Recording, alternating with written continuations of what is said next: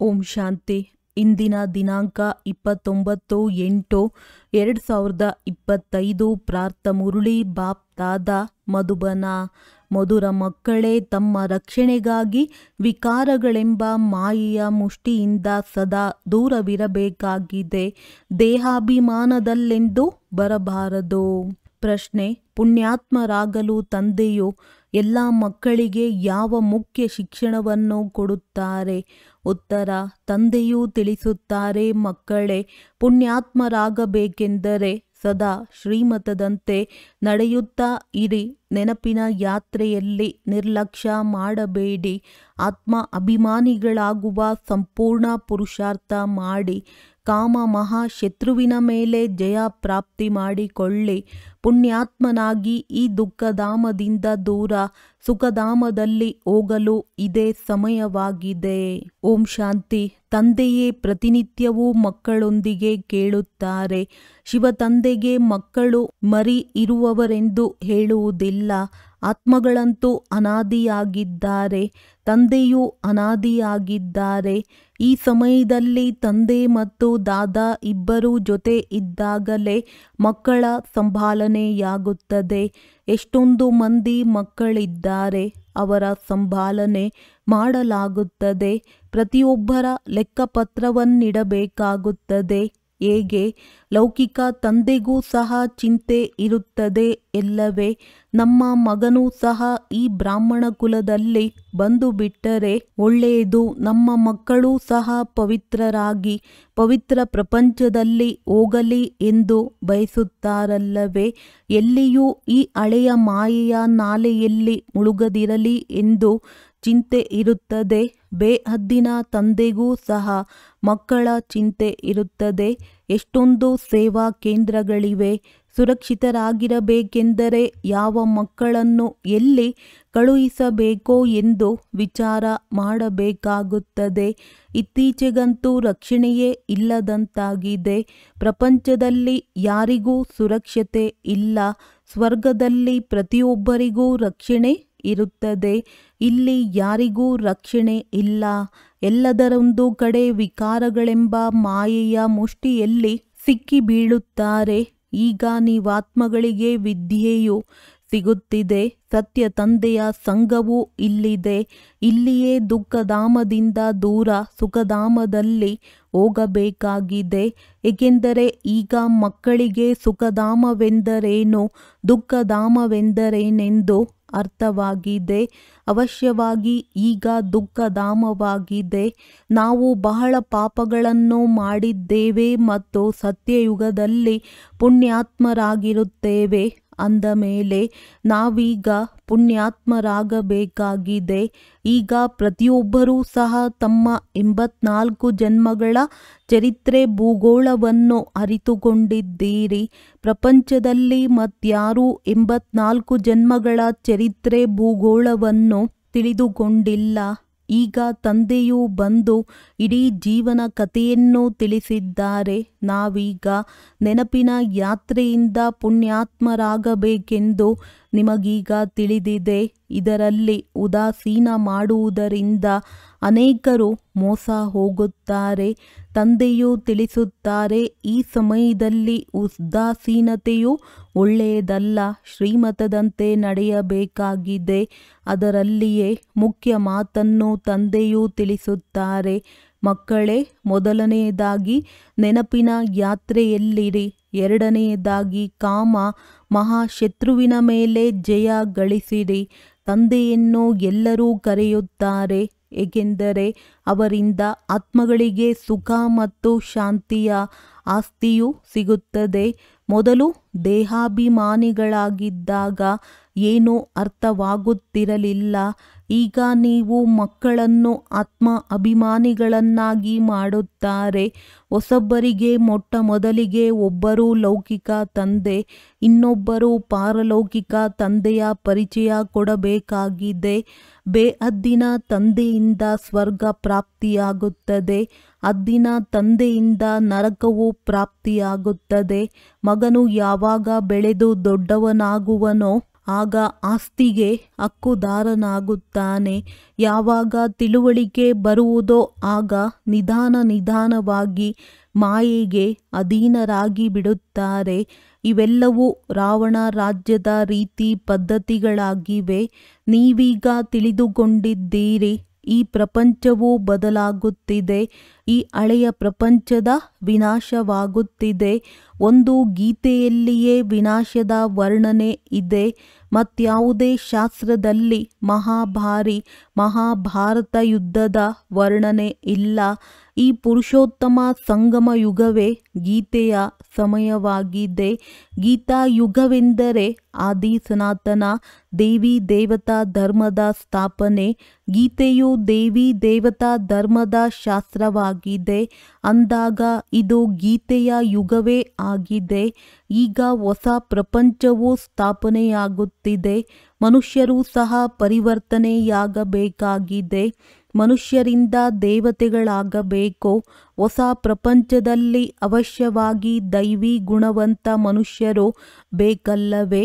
ಈ ಮಾತುಗಳನ್ನು ಪ್ರಪಂಚದವರು ತಿಳಿದುಕೊಂಡಿಲ್ಲ. ಅವರು ಕಲ್ಪದ ಆಯಸ್ಸು ಬಹಳಷ್ಟು ಸಮಯವನ್ನು ಕೊಟ್ಟಿದ್ದಾರೆ. ಈಗ ನೀವು ಮಕ್ಕಳಿಗೆ ತಂದೆಯೂ ತಿಳಿಸುತ್ತಿದ್ದಾರೆ. ನೀವು ತಿಳಿದುಕೊಳ್ಳುತ್ತೀರಿ. ಅವಶ್ಯವಾಗಿ ತಂದೆಯು ನಮಗೆ ಓದಿಸುತ್ತಾರೆ. ಕೃಷ್ಣನಿಗೆಂದು ತಂದೆ ಶಿಕ್ಷಕ ಗುರುವೆಂದು ಹೇಳಲು ಸಾಧ್ಯವಿಲ್ಲ. ಕೃಷ್ಣನು ಶಿಕ್ಷಕನಾಗಿದ್ದರೆ ಕೃಷ್ಣನೆಲ್ಲಿಂದ ಕಲಿತನು? ಕೃಷ್ಣನಿಗೆ ಜ್ಞಾನ ಸಾಗರನೆಂದು ಹೇಳಲು ಸಾಧ್ಯವಿಲ್ಲ. ನೀವು ಮಕ್ಕಳೀಗ ದೊಡ್ಡವರಿಗೆ ತಿಳಿಸಬೇಕಾಗಿದೆ. ಪರಸ್ಪರ ಸೇರಿ ಹೇಗೆ ಸರ್ವಿಸ್ ವೃದ್ಧಿ ಮಾಡಬೇಕೋ, ಹೇಗೆ ವಿಹಂಗ ಮಾರ್ಗದ ಸೇವೆಯಾಗುವುದೆಂಬ ಸಲಹೆಯನ್ನು ತೆಗೆದುಕೊಳ್ಳಬೇಕಾಗಿದೆ. ಈಗಂತೂ ಬ್ರಹ್ಮ ಕುಮಾರಿಯರ ಪ್ರತಿ ಎಷ್ಟೊಂದು ಗಲಾಟೆಗಳನ್ನು ಮಾಡುತ್ತಾರೆ. ಕೊನೆಗೊಂದು ದಿನ ಇವರು ಸತ್ಯವಂತರಾಗಿದ್ದಾರೆ ಎಂಬುದನ್ನು ತಿಳಿದುಕೊಳ್ಳುತ್ತಾರೆ. ಬಾಕಿ ಪ್ರಪಂಚವಂತೂ ಅಸತ್ಯವಾಗಿದೆ. ಆದ್ದರಿಂದ ಸತ್ಯದ ದೋಣಿಯನ್ನು ಅಲುಗಾಡಿಸುತ್ತಿರುತ್ತಾರೆ. ಬಿರುಗಾಳಿಗಳು ಬರುತ್ತವೆ ಎಲ್ಲವೇ. ನೀವು ದೋಣಿಯಾಗಿದ್ದೀರಿ, ಪಾರಾಗುತ್ತೀರಿ. ನಿಮಗೆ ತಿಳಿದಿದೆ, ನಾವು ಈ ಮಾಯಾವಿ ಪ್ರಪಂಚದಿಂದ ದೂರ ಹೋಗಬೇಕಾಗಿದೆ. ಎಲ್ಲದಕ್ಕಿಂತ ಮೊದಲನೆಯದಾಗಿ ದೇಹಾಭಿಮಾನದ ಬಿರುಗಾಳಿಯು ಬರುತ್ತದೆ. ಇದು ಎಲ್ಲದಕ್ಕಿಂತ ಕೆಟ್ಟದ್ದಾಗಿದೆ. ಇದೇ ಎಲ್ಲರನ್ನೂ ಪತಿತರನ್ನಾಗಿ ಮಾಡಿದೆ. ಆದ್ದರಿಂದಲೇ ತಂದೆಯೂ ತಿಳಿಸುತ್ತಾರೆ, ಕಾಮ ಮಹಾಶತ್ರುವಾಗಿದೆ. ಇದು ಬಹಳ ತೀಕ್ಷ್ಣವಾದ ಬಿರುಗಾಳಿಯಾಗಿದೆ.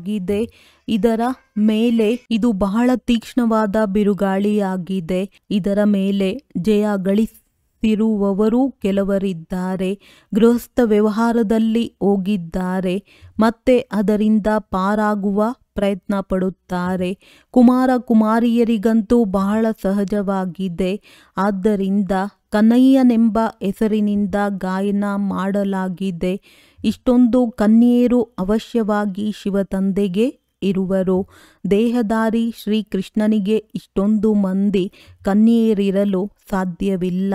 ನೀವು ಈ ವಿದ್ಯೆಯಿಂದ ಪಟ್ಟದ ರಾಣಿಯರಾಗುತ್ತಿದ್ದೀರಿ. ಇದರಲ್ಲಿ ಮುಖ್ಯ ಮಾತು ಪವಿತ್ರತೆ ಇರಬೇಕು. ತಮ್ಮನ್ನು ತಾವು ನೋಡಿಕೊಳ್ಳಿ. ನೆನಪಿನ ಚಾರ್ಟ್ ಸರಿ ಇದೆಯೇ? ತಂದೆಯ ಬಳಿ ಕೆಲವರದ್ದು 5 ಗಂಟೆಗಳದ್ದು, ಇನ್ನೂ ಕೆಲವರದ್ದು 2-3 ಗಂಟೆಗಳ ಚಾರ್ಟ್ ಬರುತ್ತದೆ. ಕೆಲವರಾದರೆ ಬರೆಯುವುದೇ ಇಲ್ಲ, ಬಹಳ ಕಡಿಮೆ ನೆನಪು ಮಾಡುತ್ತಾರೆ. ಎಲ್ಲರ ಯಾತ್ರೆಯು ಏಕರಸವಾಗಿರಲು ಸಾಧ್ಯವಿಲ್ಲ.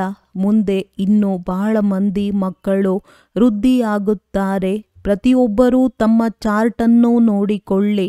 ನಾನು ಎಲ್ಲಿಯವರೆಗೆ ಪದವಿಯನ್ನು ಪಡೆಯುತ್ತೇನೆ? ನನ್ನಲ್ಲಿ ಎಷ್ಟು ಖುಷಿ ಇದೆ. ಯಾವಾಗ ನಾವು ಶ್ರೇಷ್ಠಾತಿ ಶ್ರೇಷ್ಠ ತಂದೆಯ ಮಕ್ಕಳಾಗಿದ್ದೇವೆ ಅಂದ ಮೇಲೆ ನಮಗೆ ಸದಾ ಖುಷಿಯು ಏಕಿರಬಾರದು? ಡ್ರಾಮಾ ಅನುಸಾರ ನೀವು ಬಹಳ ಭಕ್ತಿ ಮಾಡಿದ್ದೀರಿ. ಹೇಗೆ ಭಕ್ತರಿಗೆ ಫಲವನ್ನು ಕೊಡುವುದಕ್ಕಾಗಿಯೇ ತಂದೆಯು ಬಂದಿದ್ದಾರೆ. ರಾವಣ ರಾಜ್ಯದಲ್ಲಂತೂ ವಿಕರ್ಮಗಳು ಖಂಡಿತ ಆಗುತ್ತವೆ. ನೀವು ಸತೋ ಪ್ರಧಾನ ಪ್ರಪಂಚದಲ್ಲಿ ಹೋಗುವ ಪುರುಷಾರ್ಥ ಮಾಡುತ್ತೀರಿ. ಯಾರು ಪೂರ್ಣ ಪುರುಷಾರ್ಥ ಮಾಡುವುದಿಲ್ಲವೋ ಅವರು ಸತೋದಲ್ಲಿ ಬರುತ್ತಾರೆ. ಎಲ್ಲರೂ ಇಷ್ಟು ಜ್ಞಾನವನ್ನು ತೆಗೆದುಕೊಳ್ಳುತ್ತಾರೆಯೇ? ಸಂದೇಶವನ್ನಂತೂ ಅವಶ್ಯವಾಗಿ ತಿಳಿಸಬೇಕು. ನಂತರ ಎಲ್ಲಿದ್ದರೂ ಸರಿಯೇ. ಆದ್ದರಿಂದ ಮೂಲೆ ಮೂಲೆಗೂ ಹೋಗಬೇಕಾಗಿದೆ. ವಿದೇಶದಲ್ಲಿಯೂ ಸಹ ಈ ಸಂದೇಶವನ್ನು ಕೊಡಬೇಕು. ಹೇಗೆ ಬೌದ್ಧರು ಕ್ರಿಶ್ಚಿಯನರದ್ದು ಇಲ್ಲಿ ಸಂಸ್ಥೆಗಳಿವೆ ಎಲ್ಲವೇ? ಅನ್ಯ ಧರ್ಮದವರನ್ನು ತಮ್ಮ ಧರ್ಮದಲ್ಲಿ ತರುವ ಸಂಸ್ಥೆ ಇರುತ್ತದೆ. ನೀವು ಸಹ ತಿಳಿಸುತ್ತೀರಿ, ನಾವು ಮೂಲತಃ ದೇವಿ ದೇವತಾ ಧರ್ಮರಾಗಿದ್ದೆವು, ಈಗ ಹಿಂದೂ ಧರ್ಮದವರಾಗಿ ಬಿಟ್ಟಿದ್ದೇವೆ. ನಿಮ್ಮ ಬಳಿ ಬಹಳಷ್ಟು ಮಂದಿ ಹಿಂದೂ ಧರ್ಮದವರೇ ಬರುತ್ತಾರೆ. ಅವರಲ್ಲಿಯೂ ಯಾರು ಶಿವನ ದೇವತೆಗಳ ಪೂಜಾರಿಗಳಾಗಿರುವರೋ ಅವರೇ ಬರುತ್ತಾರೆ.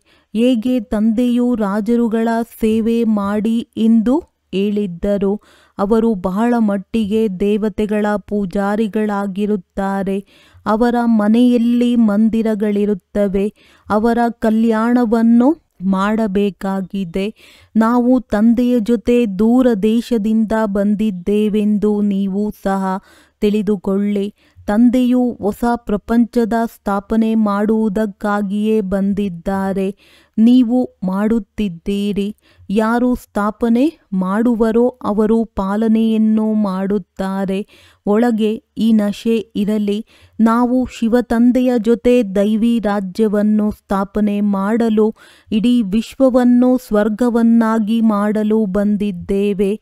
ಆಶ್ಚರ್ಯವೇನೆಂದರೆ ಈ ದೇಶದಲ್ಲಿ ಏನೇನು ಮಾಡುತ್ತಿರುತ್ತಾರೆ, ಹೇಗೆ ಪೂಜೆ ಮಾಡುತ್ತಾರೆ. ನವರಾತ್ರಿಯಲ್ಲಿ ದೇವಿಯರ ಪೂಜೆ ನಡೆಯುತ್ತದೆ ಎಲ್ಲವೇ? ರಾತ್ರಿ ಇದೆ ಎಂದರೆ ಹಗಲು ಇರಬೇಕು.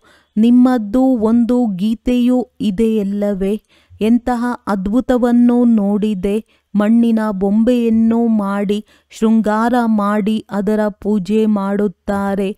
ಮತ್ತೆ ಅದರೊಂದಿಗೆ ಮನಸ್ಸಾಗಿ ಬಿಡುತ್ತದೆ ಎಂದರೆ ಅದನ್ನು ಮುಳುಗಿಸುವ ಸಮಯದಲ್ಲಿ ಅಳತೊಡಗುತ್ತಾರೆ. ಮನುಷ್ಯರು ಮರಣ ಹೊಂದಿದಾಗ ಆ ಆಸ್ತಿಯನ್ನು ತೆಗೆದುಕೊಂಡು ಹೋಗುತ್ತಾರೆ. ಹರಿಬೋಲ್ ಹರಿಬೋಲ್ ಎಂದು ಮುಳುಗಿಸುತ್ತಾರೆ. ಬಹಳಷ್ಟು ಮಂದಿ ಹೋಗುತ್ತಾರಲ್ಲವೇ? ನದಿಯು ಸದಾ ಇರುತ್ತದೆ. ನಿಮಗೆ ತಿಳಿದಿದೆ, ಈ ಜಮುನಾ ನದಿಯ ತೀರದಲ್ಲಿ ರಾಸಲೀಲೆಯನ್ನು ಮಾಡುತ್ತಿದ್ದರು.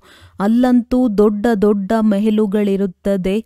ನೀವೇ ಹೋಗಿ ಕಟ್ಟಿಸಬೇಕಾಗಿದೆ. ಯಾರಾದರೂ ದೊಡ್ಡ ಪರೀಕ್ಷೆಯನ್ನು ತೇರ್ಗಡೆ ಮಾಡಿದರೆ ನಾವು ತೇರ್ಗಡೆಯಾದ ಮೇಲೆ ನಾವು ಮನೆ ಕಟ್ಟಿಸುತ್ತೇವೆ, ಹೀಗೆ ಮಾಡುತ್ತೇವೆ ಎಂದು ಅವರ ಬುದ್ಧಿಯಲ್ಲಿರುತ್ತದೆ.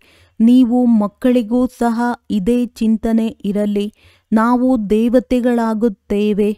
ಈಗ ನಾವು ನಮ್ಮ ಮನೆಗೆ ಹೋಗುತ್ತೇವೆ. ಹೀಗೆ ಮನೆಯನ್ನು ನೆನಪು ಮಾಡಿ ಖುಷಿಯಾಗಬೇಕು. ಮನುಷ್ಯರು ಯಾತ್ರೆಯಿಂದ ಹಿಂತಿರುಗಿ ಬಂದಾಗ ನಾವು ನಮ್ಮ ಮನೆಗೆ ಹೋಗುತ್ತೇವೆ, ಎಲ್ಲಿ ನಮ್ಮ ಜನ್ಮವಾಗಿತ್ತು ಎಂದು ಖುಷಿಯಾಗುತ್ತದೆ. ಹಾಗೆಯೇ ನಾವಾತ್ಮಗಳ ಮನೆಯೂ ಸಹ ಮೂಲವತನವಾಗಿದೆ. ಎಷ್ಟೊಂದು ಖುಷಿಯಾಗುತ್ತದೆ.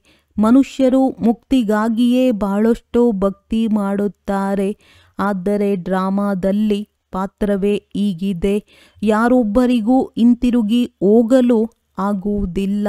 ನೀವು ತಿಳಿದುಕೊಂಡಿದ್ದೀರಿ, ಅವರೆಲ್ಲರೂ ಅರ್ಧಕಲ್ಪ ಪಾತ್ರವನ್ನಭಿನಯಿಸಲೇಬೇಕಾಗಿದೆ. ನಮ್ಮದ್ದು ಈಗ 84 ಜನ್ಮಗಳು ಪೂರ್ಣವಾಗುತ್ತವೆ. ಈಗ ಮರಳಿ ಹೋಗಬೇಕು ಮತ್ತು ರಾಜಧಾನಿಯಲ್ಲಿ ಬರುತ್ತೇವೆ. ಕೇವಲ ಮನೆ ಮತ್ತು ರಾಜಧಾನಿಯೂ ನೆನಪಿರಲಿ.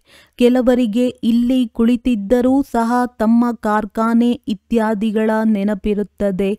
ಹೇಗೆ ನೋಡಿ, ಬಿರ್ಲಾದವರಿದ್ದಾರೆ, ಅವರಿಗೆ ಎಷ್ಟೊಂದು ಕಾರ್ಖಾನೆಗಳಿವೆ, ಇಡೀ ದಿನ ಅದರದ್ದೇ ಚಿಂತನೆ ನಡೆಯುತ್ತಿರುತ್ತದೆ.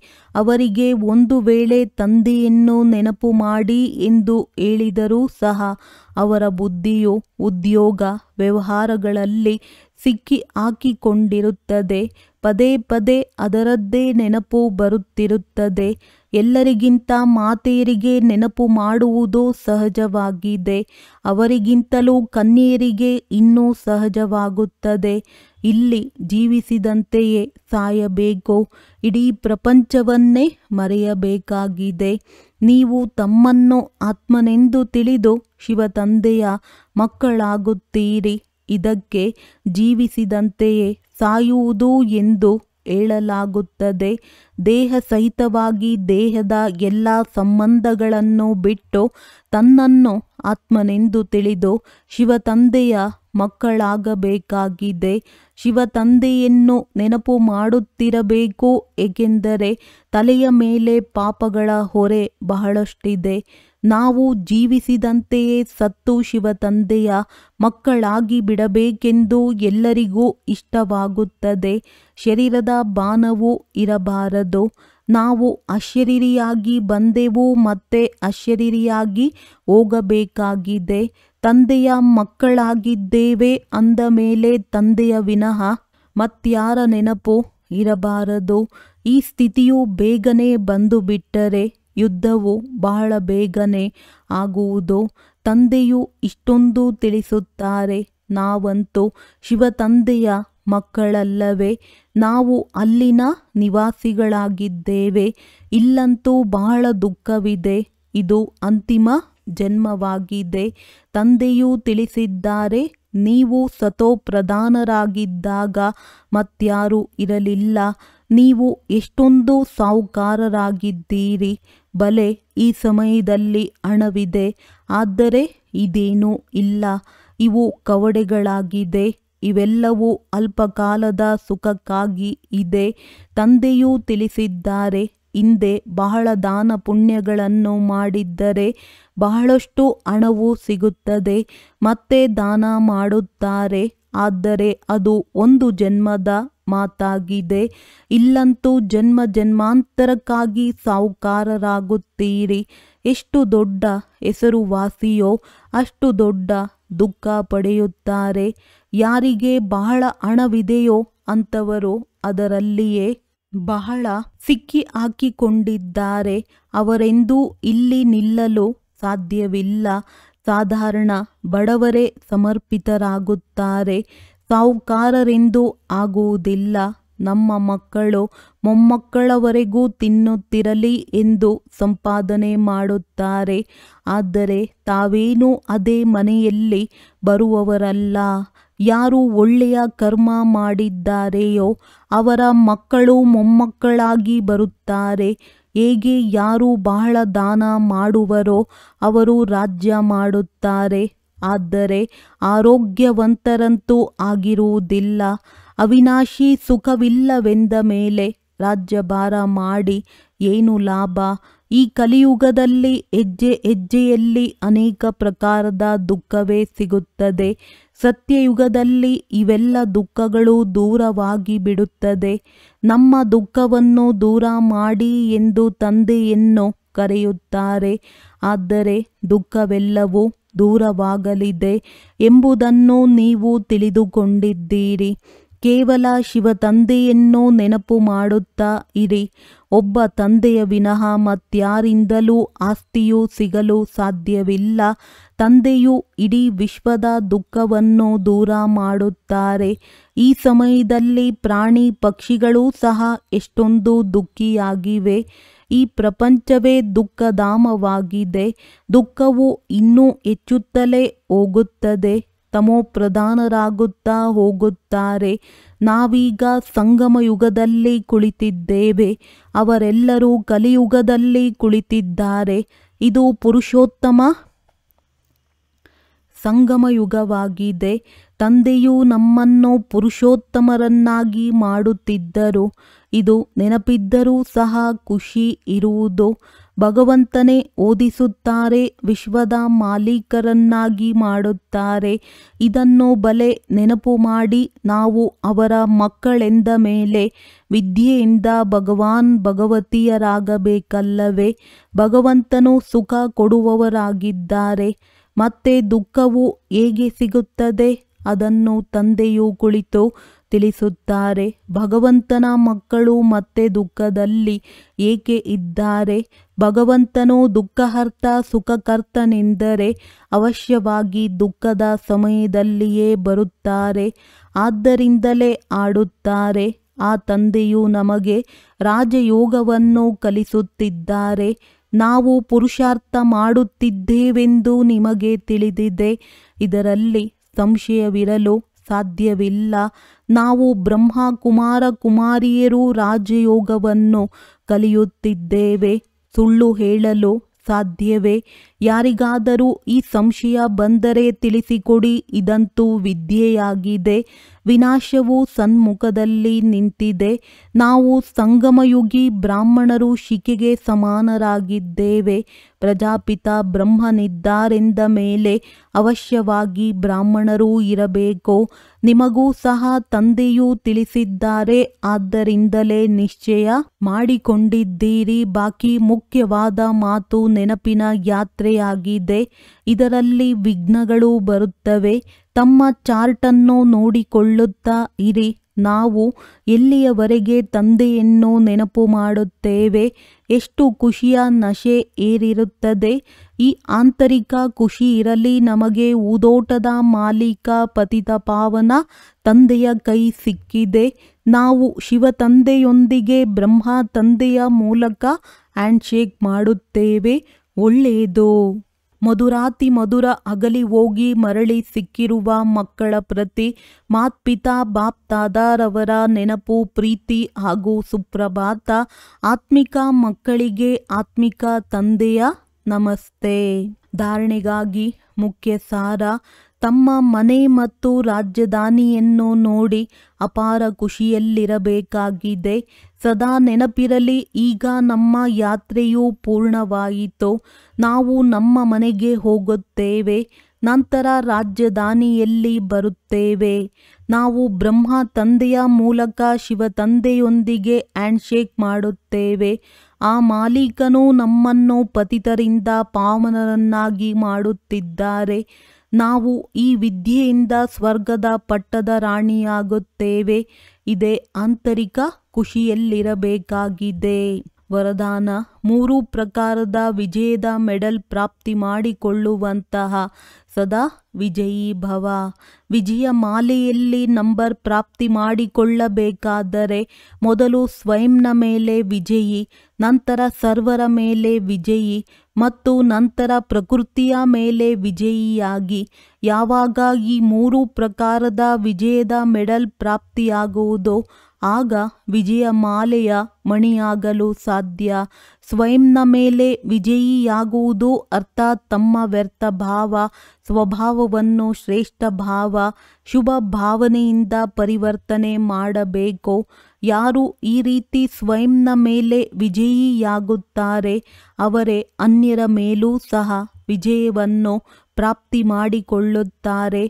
ಪ್ರಕೃತಿಯ ಮೇಲೆ ವಿಜಯ ಪ್ರಾಪ್ತಿ ಮಾಡಿಕೊಳ್ಳುವುದು ಅರ್ಥಾತ್ ವಾಯುಮಂಡಲ ವೈಬ್ರೇಷನ್ ಮತ್ತು ಸ್ಥೂಲ ಪ್ರಕೃತಿಯ ಸಮಸ್ಯೆಗಳ ಮೇಲೆ ವಿಜಯಿಯಾಗುವುದು.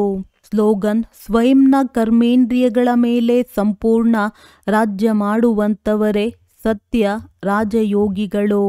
ಅವ್ಯಕ್ತ ಸೂಚನೆ: ಸಹಜ ಯೋಗಿ ಆಗಬೇಕೆಂದರೆ ಪರಮಾತ್ಮನ ಪ್ರೀತಿಯ ಅನುಭವಿಯಾಗಿರಿ. ನೀವು ಮಕ್ಕಳಿಗೆ ಜ್ಞಾನ ಜೊತೆ ಸತ್ಯ ಆತ್ಮಿಕ ಪ್ರೀತಿಯೂ ಸಿಕ್ಕಿದೆ. ಆ ಆತ್ಮಿಕ ಪ್ರೀತಿಯೇ ಪ್ರಭುವಿನವರಾಗಿ ಮಾಡಿದೆ. ಪ್ರತಿ ಮಗುವಿಗೆ ಡಬಲ್ ಪ್ರೀತಿ ಸಿಕ್ಕಿದೆ. ಒಂದು ತಂದೆಯದ್ದು, ಇನ್ನೊಂದು ದೈವಿ ಪರಿವಾರದ್ದು. ಪ್ರೀತಿಯ ಅನುಭವ ಪ್ರೇಮಿಯನ್ನಾಗಿ ಮಾಡಿದೆ. ಪ್ರೀತಿಯೇ ಅಯಸ್ಕಾಂತದ ಕೆಲಸವನ್ನು ಮಾಡುತ್ತದೆ. ನಂತರ ಕೇಳಲು ಮತ್ತು ಸಾಯಲು ಸಹ ಸಿದ್ಧರಾಗಿ ಬಿಡುತ್ತಾರೆ. ಸಂಗಮದಲ್ಲಿ ಯಾರು ಸತ್ಯ ಪ್ರೀತಿಯಲ್ಲಿ ಬದುಕಿದಂತೆ ಸಾಯುತ್ತಾರೆ ಅವರೇ ಸ್ವರ್ಗದಲ್ಲಿ ಹೋಗುತ್ತಾರೆ. ಒಳ್ಳೆಯದು. ಓಂ ಶಾಂತಿ.